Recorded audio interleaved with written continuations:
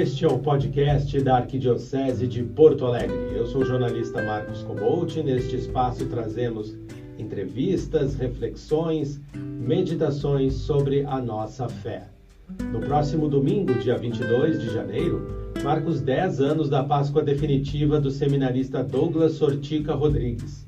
Ele faleceu aos 22 anos em razão das consequências de um câncer. Para relembrar a sua peregrinação entre nós, conversamos com seu irmão mais velho, Padre Jacques Rodrigues, membro do clero de nossa arquidiocese, pároco das paróquias Coração de Jesus e São João Bosco. Padre, seja bem-vindo, e eu queria que tu nos falaste sobre esta paixão do Douglas pela igreja que despertou bastante cedo, não é mesmo? E é sempre com grande carinho que eu falo dele, porque foi alguém que de verdade mesmo, tocou muito o meu coração, não só por ser meu irmão, mas pelo exemplo que foi, pela forma como conduziu a sua vida, que foi tão breve. Quando o Douglas nasceu, eu já tinha 14 anos de idade, então eu pude acompanhar bem todo o processo do nascimento, do crescimento, do despertar da vocação, da caminhada no seminário e também com muita dor acompanhar os meses finais da sua vida e a sua partida para a eternidade. O Douglinhas, desde muito jovem, mostrou sinais de vocação. Ele queria entrar no seminário logo que terminou o ensino fundamental, e tanto eu quanto o pai e a mãe achávamos que ele era ainda muito novo para entrar no seminário. E aí, contra a vontade dele, nós fizemos de tudo para que ele não entrasse no seminário tão cedo, para que ele amadurecesse um pouco mais e se firmasse na vocação um pouco mais, se fosse o caso. Ele acabou então entrando no seminário logo após terminar o ensino médio, entrou no propedêutico, no Seminário São José em Gravataí, e em todo o processo de formação dele, ele sempre teve uma paixão gigantesca pela igreja, pela formação em si. Ele gostava muito da vida do seminário. Nas pastorais onde ele trabalhou, tinha muita facilidade de fazer amizades, tinha um carisma especial para trabalhar com os jovens. Uma das grandes paixões dele era o CLJ.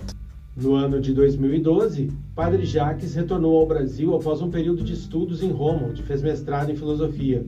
Foi neste tempo que seu irmão recebeu o diagnóstico dos médicos e, apesar do parecer nada favorável, ele procurou manter-se fiel aos seus compromissos dentro de suas possibilidades.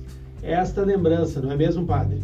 Quando foi em 2012, eu estava voltando de Roma. Tinha ido para lá para fazer um mestrado na área da filosofia, e o Douglas foi também a Roma para conhecer, e foi comigo a Portugal para que visitássemos lá nossos familiares antes de eu voltar para o Brasil definitivamente. O Douglas, alguns meses antes de ir para Roma, já tinha sido diagnosticado com melanomas, tinha feito já algumas cirurgias de câncer de pele. E eu lembro como se fosse ontem, no dia 27 de agosto, dia do meu aniversário.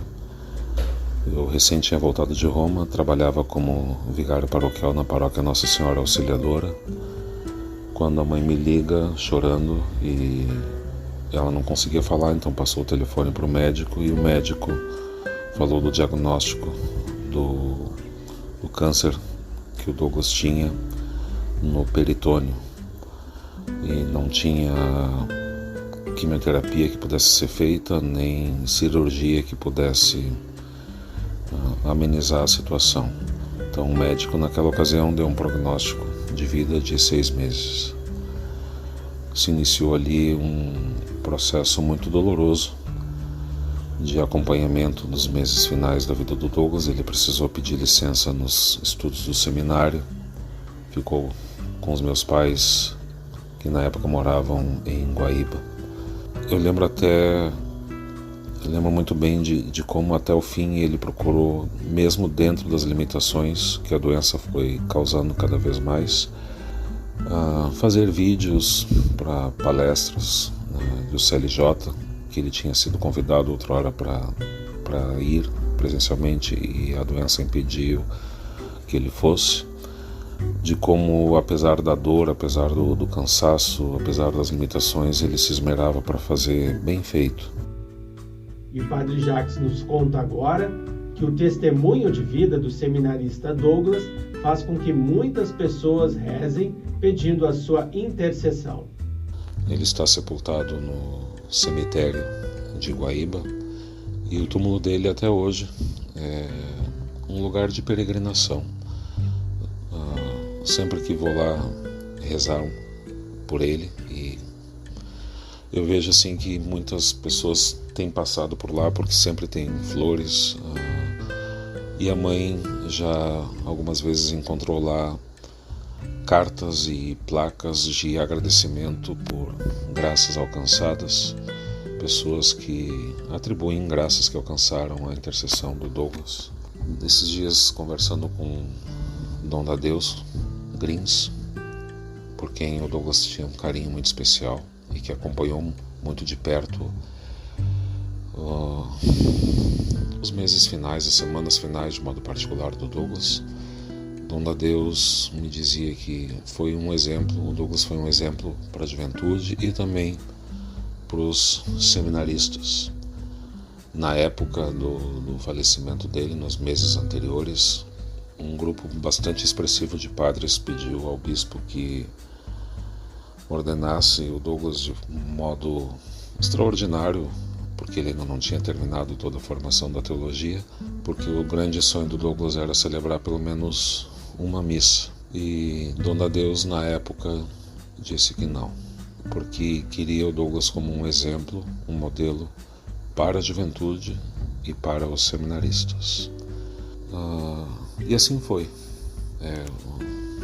Sem sombra de dúvidas, foi um grande modelo. Não um modelo perfeito, porque perfeito só Deus Nosso Senhor e a Bem-aventurada Virgem, ambos concebidos sem pecado. Mas por certo que dentro dos nossos limites, o Douglas foi um grande modelo de zelo, de amor pela Igreja, pela obra da evangelização. Para finalizar esta conversa, eu queria, Padre, que o senhor nos deixasse um testemunho final sobre a vida e a caminhada do seu irmão, o seminarista Douglas.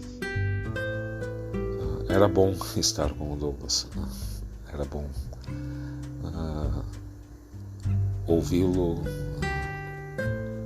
estar na companhia dele, e, enfim, me emociono de lembrar.